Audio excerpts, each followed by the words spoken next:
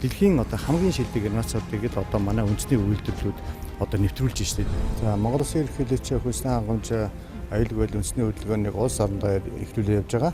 Маш олон одоо үндэсний үйлдвэрүүдээр орж ажиллаж байгаа.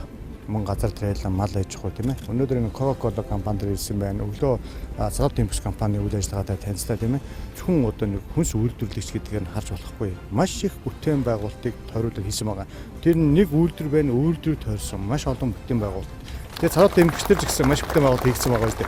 Модерхаас өсвөлээд тэгээд аюул олон ажлууд хийгдсэн.